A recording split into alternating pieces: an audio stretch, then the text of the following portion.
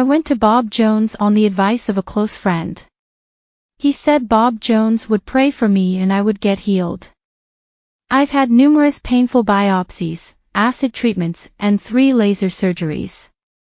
It has just seemed to drag on and on without any permanent cure. I went with a friend to have Bob Jones pray for me. He had me stand up and grabbed my hands.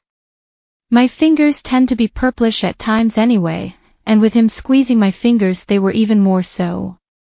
He told my friend that my fingers turning purple was a sign of the anointing on me, and that God was going to use me as an intercessor for others. I felt really weird about the whole thing, but when I shared my doubts with my friend who originally sent me to Bob Jones, he really rebuked me for my lack of faith and told me the devil was trying to steal my healing. So I decided to place my doubts aside. So I chose to believe his prophecy and not believe what my body was telling me. Bob Jones told me on July 30, 1989, would be totally healed in 3 months. By the end of October I wasn't feeling better. I felt something was definitely wrong, so I scheduled an appointment with my doctor for October 30th.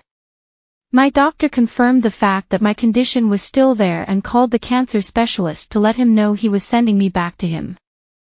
This false prophecy did a couple of harmful things.